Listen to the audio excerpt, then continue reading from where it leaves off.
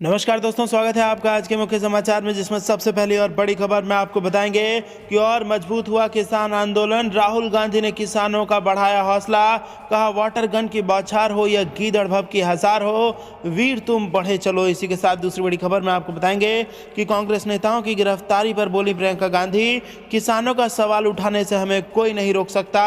और तीसरी बड़ी खबर में जिक्र होगा कि किसानों ने जियो और रिलायंस के 4 टावरों की बिजली काट दी, कहा कनेक्शन जोड़ने की कोशिश की तो कुछ बड़ा कर देंगे। दोस्तों, हर एक खबर की गहराई में आपको ले जाएंगे, लेकिन उससे पहले अगर आप भी देश के किसानों के साथ खड़े हैं तो आप अभी इस वीडियो को लाइक कीजिए और इस लाल बटन को दबा के इस चैनल को फ्री में सब्सक्राइब करके घंटी बजाकर कमेंट में लिखिए जय हिंद। दोस्तों, रुक करते हैं तमाम बड़ी खबरों की तरफ। राहुल गांधी ने की किसानों की हौसला अफजाई, वाटर गन की बौछार हो या गीदड़ भभ की हजार हो, वीर तुम बढ़े चलो। जी हां दोस्तों, केंद्र सरकार के कृषि कानूनों के विरोध में प्रदर्शन कर रहे किसानों को विपक्ष का जोरदार समर्थन मिलता दिखाई दे रहा है। कांग्रेस नेता राहुल गांधी ने केंद्र पर निशाना साधते हुए किसानों के विरोध का इस्तेमाल करते हुए कहा है कि प्रदर्शनकारियों को चलते रहना चाहिए, उन्हें सरकार से डरना नहीं चाहिए। राहुल गांधी ने अपनी बात कहने के लिए द्वारका प्रसाद माहेश्वरी की लोकप्रिय कविता वीर तुम बढ़े चलो को अपने ही अंदाज में बदलकर ट्विटर पर शेयर किया है, जो कुछ इस प्रकार है। वीर तुम बढ़े चलो, धीर तुम बढ़े चलो, वाटर गन की बौछार हो या गीदड़ भभ की हजार हो, तुम निडर डरो नहीं, तुम निडर डटो वहीं, वीर तुम बढ़े चलो, अन्नदाता तुम बढ़े चलो। शनिवार को उन्होंने कहा था कि सरकार को नए कृषि कानूनों का विरोध कर रहे किसानों की बात सुननी ही होगी। गांधी ने किसानों के विरोध प्रदर्शन का एक वीडियो पोस्ट किया और लिखा, मिट्टी का कड़कड़ गूंज रहा है, सरकार को सुनना पड़ेगा। कांग्रेस के पूर्व अध्यक्ष राहुल गांधी, गुलाम नबी आजाद और अधीर रंजन चौधरी जैसे अन्य पार्टी नेताओं के साथ 24 दिसंबर को राष्ट्रपति भवन गए थे। उन्होंने राष्ट्रपति रामनाथ कोविंद को 2 करोड़ के हस्ताक्षर वाला एक ज्ञापन सौंपा, जिसमें कृषि कानूनों को निरस्त करने की मांग की गई। 26 नवंबर से दिल्ली के पास प्रदर्शन कर रहे किसानों की यही मुख्य मांग है। रुख करते हैं अगली खबर की तरफ। कांग्रेस नेताओं की गिरफ्तारी पर बोली प्रियंका गांधी, किसानों का सवाल उठाने से कोई नहीं रोक सकता। जी हां दोस्तों, कांग्रेस महासचिव प्रियंका गांधी वाड्रा ने उत्तर प्रदेश में गाय बचाओ किसान बचाओ पदयात्रा निकाल रहे पार्टी नेताओं की गिरफ्तारी के बाद यूपी की योगी सरकार पर हमला बोला। प्रियंका गांधी ने कहा कि दुनिया की कोई ताकत किसानों के हित का सवाल उठाने से नहीं रोक सकती। गाय बचाओ किसान बचाओ पदयात्रा निकाल रहे उत्तर प्रदेश कांग्रेस कमेटी के अध्यक्ष अजय कुमार लल्लू को शनिवार दोपहर ललितापुर की पुलिस ने दैलवाड़ा कस्बे के करीब अनेक कार्यकर्ताओं के साथ गिरफ्तार कर लिया है। कांग्रेस ने पुलिस पर बल प्रयोग करने का भी आरोप लगाया है। लल्लू और अन्य नेताओं की गिरफ्तारी के बाद प्रियंका ने ट्वीट करते हुए कहा कि उत्तर प्रदेश कांग्रेस के प्रिय सिपाहियों, आप खेती किसानी की दुर्दशा उजागर करने और गौवंश के साथ हो रहे अनाचार का पर्दाफाश करने के लिए पदयात्रा निकाल रहे हैं। आप गाय बचाओ किसान बचाओ का नारा बुलंद कर रहे हैं। दुनिया की कोई भी शक्ति आपको किसान हित का सवाल उठाने से रोक नहीं सकती। इससे पहले भी प्रियंका गांधी लगातार नए कृषि कानून के खिलाफ आवाज बुलंद करती रही हैं। कांग्रेस ने किसानों के आंदोलन को खुला समर्थन दे रखा है। किसानों को बहलाने का आरोप भी केंद्र और राज्य सरकार कांग्रेस पर लगा रही है। किसानों को समर्थन देने के लिए ही शनिवार को कांग्रेस प्रदेश अध्यक्ष लल्लू के नेतृत्व में मार्च का आयोजन किया गया था। धारा 144 को उल्लंघन करार देते हुए सरकार ने इसे नहीं होने दिया और लल्लू समेत अन्य कांग्रेसियों को गिरफ्तार कर लिया है। रुख करते हैं अगली खबर की तरफ। किसानों ने जियो और रिलायंस के 4 टावरों की बिजली काटी, कहा कनेक्शन जोड़े तो कुछ बड़ा करेंगे। जी हां दोस्तों, पठानकोट अमृतसर हाईवे पर पिछले 50 दिन से धरना लगाकर बैठे किसान संगठनों ने शनिवार को मलिकपुर में 4 टावरों के बिजली कनेक्शन काट दिए।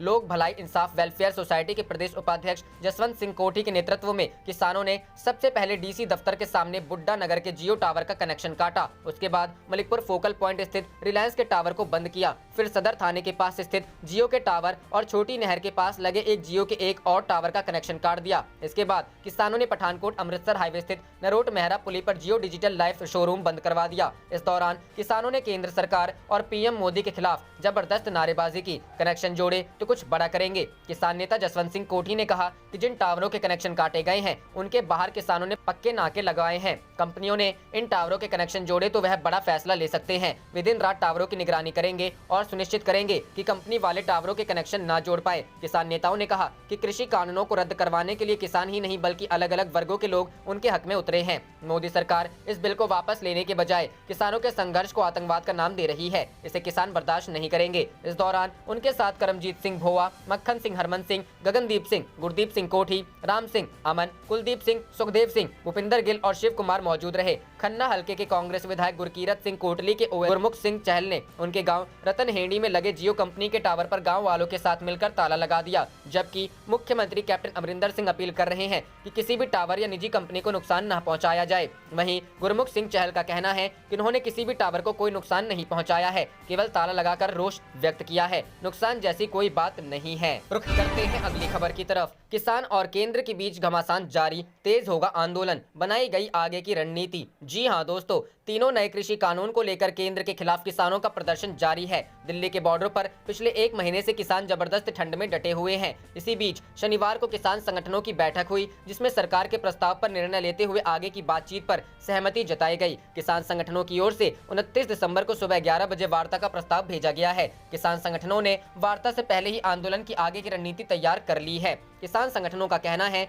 कि अगर सरकार ने उनकी मांगे नहीं मानी तो वह विरोध प्रदर्शन को आगे और लेके जाएंगे। उधर दिल्ली के बुराड़ी के निरंकारी समागम ग्राउंड में कृषि कानूनों के खिलाफ प्रदर्शन कर रहे किसानों ने प्याज की फसल लगाई। एक किसान ने बताया कि हमें यहाँ बैठे 1 महीना हो गया है, खाली बैठे क्या करें, इसलिए खेती कर रहे हैं। अगर मोदी जी नहीं मानते तो पूरे बुराड़ी ग्राउंड में फसल उगा देंगे। संगठनों ने साथ ही यह स्पष्ट किया कि कानूनों को निरस्त करने के तौर तरीके के साथ ही न्यूनतम समर्थन मूल्य के लिए गारंटी का मुद्दा एजेंडा में शामिल होना चाहिए। कृषि कानूनों के खिलाफ दिल्ली की विभिन्न सीमाओं पर प्रदर्शन कर रहे 40 किसान यूनियनों के मुख्य संगठन संयुक्त किसान मोर्चा की एक बैठक में यह फैसला किया गया। इस फैसले से एक दिन पहले ही प्रधानमंत्री नरेंद्र मोदी ने जोर दिया था कि उनकी सरकार अपने कटु आलोचकों समेत सभी से बातचीत के लिए तैयार है, लेकिन यह बातचीत तर्कसंगत तथ्यों और मुद्दों पर आधारित होनी चाहिए। उन्होंने केंद्र और किसानों के बीच वार्ता में गतिरोध के लिए राजनीतिक प्रतिद्वंदियों पर निशाना भी साधा था। इस बीच केंद्रीय गृह मंत्री अमित शाह ने भी प्रदर्शनकारी किसानों से चर्चा के जरिए अपने मुद्दों का हल करने का आग्रह किया। किसान नेताओं ने संवाददाता सम्मेलन को संबोधित करते हुए यह स्पष्ट किया कि तीनों कृषि कानूनों को निरस्त करने के तौर तरीके के साथ ही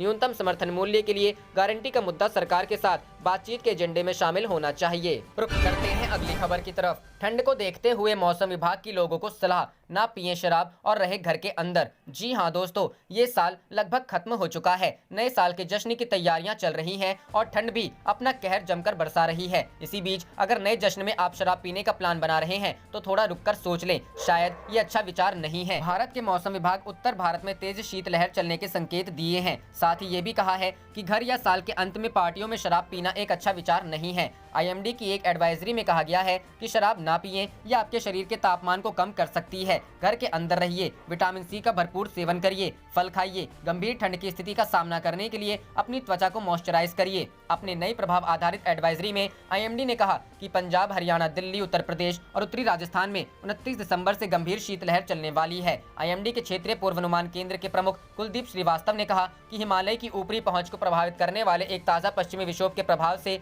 रविवार और सोमवार को पारा थोड़ा बढ़ जाएगा, लेकिन राहत ज्यादा लंबे समय के लिए नहीं होगी। पश्चिमी विक्षोभ के हट जाने के बाद उत्तर पश्चिम या उत्तर पश्चिम में निचले स्तर की हवाओं में ठंडी और शुष्कता के परिणाम स्वरूप मजबूती के प्रभाव के कारण 29 दिसंबर के बाद पंजाब, हरियाणा, चंडीगढ़ में फिर से गंभीर शीतलहर की स्थिति ठंडी हो सकती है। पंजाब, हरियाणा, चंडीगढ़ और दिल्ली में 28 और 29 दिसंबर को और उत्तरी राजस्थान में 29 और 30 दिसंबर को कोल्ड डे की स्थिति होने की संभावना है। 28 दिसंबर, 29 दिसंबर को पंजाब, हरियाणा, चंडीगढ़, दिल्ली में घना कोहरा छा सकता है। IMD के अनुसार एक कोल्ड डे या गंभीर कोल्ड डे तब माना जाता है जब न्यूनतम तापमान 10 डिग्री से कम हो और अधिकतम तापमान सामान्य से 4.5 डिग्री सेल्सियस या 6.4 डिग्री सेल्सियस से कम हो। रुख करते हैं अगली खबर की तरफ। किसान 29 को करेंगे सरकार से सशस्त्र बात, कहा पहले बताएं कृषि कानून रद्द करने की प्रक्रिया। जी हां दोस्तों, कृषि कानूनों के खिलाफ सिंघू बॉर्डर पर किसानों का 31 दिनों से आंदोलन जारी है। समझौते के लिए सरकार की ओर से पिछले दिनों एक पत्र भी भेजा गया था,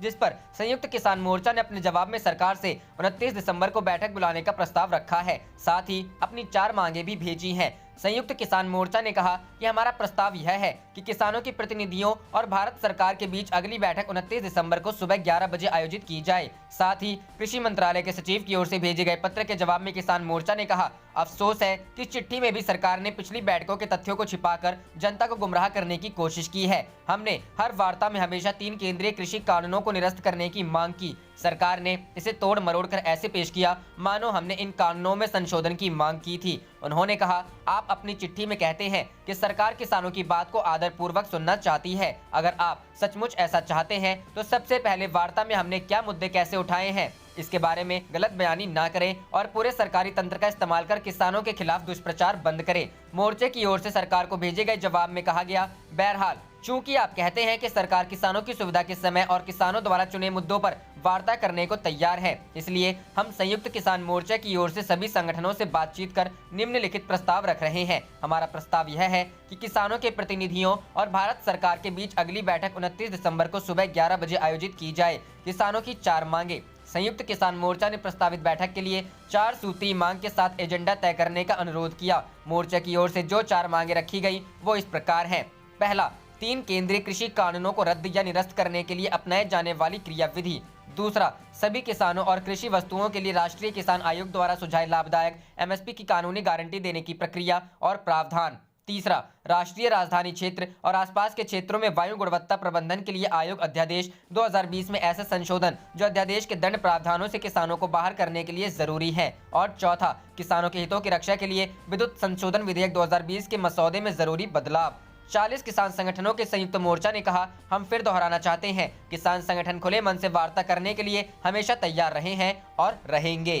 रुख करते हैं अगली खबर की तरफ। किसान आंदोलन, बीजेपी की नाव डूबने की कगार पर, केंद्र की हठकर्मी का विरोध ले सकता है विराट रूप। जी हां दोस्तों, उत्तर भारत के किसान संघर्ष करीब 1 महीने से कड़ाके की हड्ड चीरती हुई सर्दी में तीनों काले कानून वापस करवाने की मांग पर केंद्र सरकार के साथ टक्कर ले रहे हैं, जबकि केंद्र सरकार अपना धूमिल भविष्य सामने देखते हुए भी उनकी इस मांग को मानने को पूरी तरह से तैयार नहीं है। यदि इस रस्साकस्सी की गंभीरता रूप से होने वाले के कारण को पहचाना जाए तो भाजपा पर यह बात लागू होना तय है। मुंह खाए और आंख शर्माए, यानी जो कर्जदार होता है वह अपने कर्ज देने वाले आका के आगे झुकने को भी मजबूर होता है। यही कारण तो भाजपा की मजबूरी है कि टाल मटोल की राजनीति, खुफिया तंत्र की सियासी चालें और किसानों को आपस में धड़ेबंदी करके लड़ाने की साजिश सफलता को फूल अभी तक नहीं लगे हैं। इसलिए भाजपा के बगीचे में मौसमी चुनावी फूलों की बहार फीकी पड़ना लाजमी है। आखिरकार पत्रों का आदान प्रदान कब तक चलेगा? यही तो है भविष्य का आईना। जी हां दोस्तों, यदि यह सोचा जाए कि किसान विरोधी 3 काले कानून का नया आधार है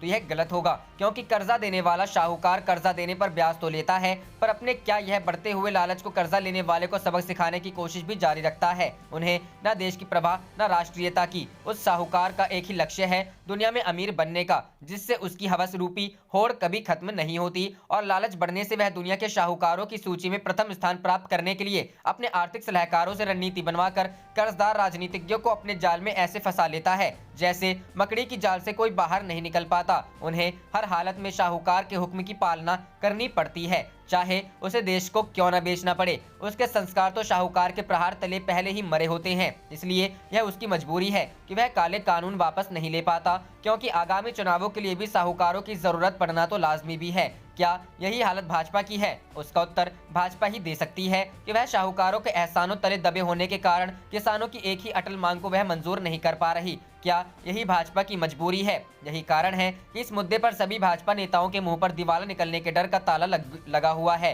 हैरानी की बात तो यह है कि किसान नेताओं और विपक्ष के उक्त आरोपों के जवाब में मजबूरी के कारण कर्जदार डर के मारे अपने साहूकारों का नाम भी लेने को तैयार नहीं है, क्योंकि उनके मुंह पर भी कर्ज का ताला लगा हुआ है। इसकी चाबी तो है, पर भाजपा उसे घुमाकर कर भी ताले को अब खोलना नहीं चाहती। यह भाजपा की मजबूरी भी हो सकती है। रुख करते हैं अगली खबर की तरफ। पूर्व सांसद हरिंदर सिंह खालसा ने छोड़ी बीजेपी, कहा किसानों को लेकर संवेदनशील नहीं है सरकार। जी हां दोस्तों, कृषि कानूनों को लेकर दिल्ली बॉर्डर पर प्रदर्शन कर रहे किसानों को 1 महीने से ज्यादा हो गया है। जैसे जैसे दिन बढ़ रहे हैं, किसानों का आंदोलन उग्र हो रहा है। किसान यूनियनों और सरकार के बीच कई दौर की वार्ता हो चुकी है, हालांकि अब तक सभी वार्ता असफल ही रही है। वहीं किसानों के समर्थन में राजनेताओं के इस्तीफा का सिलसिला अब भी जारी है। पंजाब के फतेहगढ़ साहिब से पूर्व सांसद हरिंदर सिंह खालसा ने शनिवार को बीजेपी से इस्तीफा दे दिया है। हरिंदर सिंह खालसा ने 3 कृषि कानूनों के विरोध में किसानों और उनके परिवार की पीड़ा के प्रति पार्टी नेताओं और सरकार द्वारा दिखाई गई संवेदनहीनता के विरोध में पार्टी से इस्तीफा दे दिया है। भारतीय किसान यूनियन के राष्ट्रीय प्रवक्ता राकेश टिकैत ने कहा कि समाधान निकालना किसान के हाथ में नहीं है, समाधान सरकार निकालेगी। किसान शांतिपूर्ण तरीके से अपना आंदोलन कर रहे हैं। किसान हारेगा तो सरकार हारेगी और किसान जीतेगा तो सरकार जीतेगी। हरिंदर सिंह खालसा ने 2014 आम आदमी पार्टी के टिकट पर फतेहगढ़ साहिब लोकसभा क्षेत्र से चुनाव लड़ा था। इस चुनाव में उन्होंने जीत दर्ज की थी, लेकिन इसके बाद आप नेतृत्व से उनकी नहीं बनी। लोकसभा चुनाव से ठीक पहले भाजपा नेता स्वर्गीय अरुण जेटली की मौजूदगी में खालसा ने भाजपा का दामन थाम लिया था। करते हैं अगली खबर की तरफ। किसान नेता राकेश टिकैत को मिली जान से मारने की धमकी, जांच में जुटी पुलिस। जी हां दोस्तों, कृषि कानूनों के खिलाफ दिल्ली बॉर्डर पर किसानों का आंदोलन जारी है। इस बीच शनिवार 26 दिसंबर को भारतीय किसान यूनियन के नेता राकेश टिकैत को एक अज्ञात व्यक्ति द्वारा जान से मारने की धमकी दी गई, जिसके बाद अर्जुन बालियान ने थाना कौशाम्बी में इसकी तहरीर दी। फिलहाल पुलिस ने मुकदमा दर्ज कर मामले की जाँच शुरू कर दी है। किसान नेता राकेश टिकैत के मुताबिक बिहार से एक फोन आया था, जिसमें कहा गया, हथियारों की जरूरत है क्या, बताओ कितने हथियार भिजवाने हैं, तुम्हें मारने का प्लान है। हालांकि हमने गाजियाबाद के कप्तान को तहरीर दी है, पुलिस जांच कर रही है। वहीं इंदिरापुरम सीओ के अनुसार मुकदमा दर्ज कर लिया गया है और आरोपी की गिरफ्तारी के लिए टीम का गठन कर दिया गया है। बता दें कि राकेश टिकैत को जान से मारने की धमकी देने के मामले में पुलिस ने अपराध संख्या 635 2020 आईपीसी की धारा 507 के तहत केस दर्ज किया है। साथ ही सर्विलांस की टीम गठित कर कार्रवाई शुरू कर दी है। रुख करते हैं अगली खबर की तरफ। मोदी सरकार को अब पूर्व सैनिक की चेतावनी, तीनों कृषि कानून वापस ले, नहीं तो आने वाले दिनों में कारगिल योद्धा घेरेंगे संसद। जी हां दोस्तों, किसान आंदोलन का आज तीसरा दिन है। लगभग एक महीना पूरा हो चुका है और किसान राजधानी दिल्ली के बॉर्डर ऊपर अपनी मांगों को लेकर डटे हुए हैं, लेकिन ना तो सरकार और ना ही किसान किसी भी बात पर समझौते को तैयार नहीं है। ऐसे में पूर्व सैनिक भी अब किसानों के समर्थन में उतर आए हैं। गाजीपुर बॉर्डर की बात करें तो पिछले 10 दिनों से पूर्व सैनिक अनुराग लठवाल गाजीपुर बॉर्डर पर किसानों के समर्थन में यहाँ डटे हुए हैं। वह वेटरन्स इंडिया नामक पूर्व सैनिकों के संगठन से जुड़े हुए हैं और इस संगठन में राष्ट्रीय संयुक्त सचिव हैं। उनका कहना है कि मोदी सरकार को किसानों की सभी मांगे मान लेनी चाहिए और इन तीनों काले कानूनों को रद्द कर देना चाहिए। अगर ऐसा नहीं होता है तो आने वाले दिनों में देश के पूर्व सैनिक संसद का घेराव करेंगे और घेराव करने वाले पूर्व सैनिक वे होंगे जिन्होंने सन 1999 में कारगिल युद्ध में फ्रंट पर दुश्मन सेना से लोहा लिया था। अनुराग लठवाल का कहना है कि हम किसान के बेटे हैं और किसान हमारे बाप हैं। किसान देश के अन्नदाता हैं जो लगभग एक महीने से इस आंदोलन को कर रहे हैं। सरकार को समझ लेना चाहिए कि अगर किसानों की बात नहीं मानी तो आने वाले दिन उसके दिन चुनौतीपूर्ण हो सकते हैं। अनुराग लठवाल का कहना है कि 1999 में कारगिल युद्ध के समय वह सेना में तैनात थे और उनकी पोस्टिंग फिरोजपुर बॉर्डर पर थी, जो भारत के पंजाब राज्य और पाकिस्तान का अंतर्राष्ट्रीय बॉर्डर है। अनुराग का कहना है कि हमें उस समय अंतर्राष्ट्रीय बॉर्डर पर बारूदी सुरंग बिछाने का निर्देश दिया गया था, जिसके बाद मैंने व मेरे साथियों ने वहां पर 52 किलोमीटर लंबी बारूदी सुरंग बिछाई थी, जिसमें एंटी टैंक माइन आदि शामिल था। रुख करते हैं अगली खबर की तरफ। किसान आंदोलन को तेज करने का प्रयास, आज धिक्कार दिवस मना रहे किसान। जी हां दोस्तों, कृषि सुधार कानूनों के विरोध में किसान संगठन का आंदोलन 31वें दिन भी जारी है। किसान संगठन की ओर से राष्ट्रीय राजधानी की सीमाओं पर लगातार धरना प्रदर्शन किया जा रहा है। इस बीच सीमाओं पर सुरक्षा व्यवस्था को कड़ा कर दिया गया है। संयुक्त किसान मोर्चा की आज बैठक होने वाली है, जिसमें सरकार की ओर से आए बातचीत के प्रस्ताव तथा अन्य मुद्दों पर चर्चा की जाएगी। किसान संगठनों के प्रतिनिधियों का राजधानी में आना शुरू हो गया है। ये लोग पंजाब, हरियाणा, उत्तर प्रदेश, उत्तराखंड और कई अन्य राज्यों से आए रहे हैं। भारतीय किसान संघर्ष समन्वय समिति ने सभी इकाइयों से 26 दिसंबर को, जब दिल्ली के विरोध का एक माह पूरा हो रहा है, धिक्कार दिवस तथा अंबानी अडानी की सेवा व उत्पादों के बहिष्कार के रूप में कॉरपोरेट विरोध दिवस मनाने की अपील की। सरकार का धिक्कार उसकी संवेदनहीनता और किसानों की पिछले 7 माह के विरोध और ठंड में 1 माह के दिल्ली धरने के बावजूद मांगे न मानने के लिए किया जा रहा है। संगठन ने आरोप लगाया है कि सरकार 3 कृषि कानून व बिजली बिल 2020 को रद्द करने की किसानों की मांग को हल नहीं करना चाहती। IKSCC के वर्किंग ग्रुप ने कहा कि सरकार का दावा कि वह खुले मन से सहानुभूति पूर्वक वार्ता कर रही है, एक छलावा है। उसका दिमाग पूरी तरह से बंद है और कानूनों में कुछ सुधारों पर अड़ा हुआ है। वह देश के लोगों को धोखा और किसान आंदोलन को बदनाम करना चाहती है। उसकी योजना है यह दिखाकर कि किसान वार्ता के लिए नहीं आ रहे, वह किसानों को हतोत्साहित कर दे, विफल हो जाएगी। किसान नेताओं ने कभी भी वार्ता के लिए मना नहीं किया। वे किसी भी तरह की जल्दी में नहीं है और कानून वापस कराकर ही घर जाएंगे। 24 दिसंबर को सरकार के पत्र में 3 दिसंबर की वार्ता में चिन्हित मुद्दों का बार बार हवाला है, जिन्हें सरकार कहती है उसने हल कर दिया है और वह उन अन्य मुद्दों की मांग कर रही है जिन पर किसान चर्चा करना चाहते हैं। IKSCC ने कहा कि किसान यूनियनों के जवाब में उन्होंने जोर दिया था कि सरकार ने ही कानून की धारावार आपत्तियों की मांग उठाई थी। इन्हें चिन्हित करने के साथ किसान नेताओं ने स्पष्ट कहा था कि इन कानूनों के तहत ये धाराएं किसानों की जमीन व बाजार की सुरक्षा पर हमला करती हैं और कॉरपोरेट एवं विदेशी कंपनियों द्वारा खेती के बाजार में प्रवेश की सेवा करती हैं। नीतिगत तौर पर दृष्टिकोण, मकसद और संवैधानिकता के आधार पर ये अस्वीकार है, लेकिन सरकार ने जानबूझकर इसे नजरअंदाज किया। जाहिर है कि पिछले 7 माह से चल रहे संघर्ष, जिसमें 2 लाख से अधिक किसान पिछले 30 दिन से अनिश्चित धरने पर बैठे हैं, कि समस्या को हल करने को सरकार राजी नहीं है। चारों धरना स्थलों की ताकत बढ़ रही है और कई महीनों की तैयारी करके किसान आए हैं। आस पड़ोस के क्षेत्रों में और दूर दराज के राज्यों से लोगों की भागीदारी बढ़ रही है। आज 1000 किसानों का जत्था महाराष्ट्र से शाहजहांपुर पहुंचा है, जबकि 1000 से ज्यादा उत्तराखंड के किसान गाजीपुर की ओर चल दिए हैं। 200 से ज्यादा जिलों में नियमित विरोध और स्थायी धरने चल रहे हैं। रुख करते हैं अगली खबर की तरफ। किसान आंदोलन पर बोले राहुल गांधी, मिट्टी का कड़कड़ गूंज रहा है, सरकार को सुनना पड़ेगा। जी हां दोस्तों, कृषि कानूनों के खिलाफ किसानों का आंदोलन जारी है। किसान दिल्ली की सीमाओं पर डटे हुए हैं। इस बीच एक बार फिर राहुल गांधी ने किसानों की आवाज को बुलंद किया है। राहुल गांधी ने किसान आंदोलन से जुड़ा एक वीडियो शेयर कर कहा कि मिट्टी का कड़कड़ गूंज रहा है, सरकार को सुनना पड़ेगा। इससे पहले कांग्रेस नेता राहुल गांधी ने गुरुवार को कृषि कानून के मसले पर राष्ट्रपति से मुलाकात की थी, जिसके बाद उन्होंने केंद्र सरकार पर हमला बोलते हुए कहा कि इन कानूनों से किसानों को नुकसान होने वाला है। आप देख रहे थे आपका अपना चैनल जय हिंद जय भारत।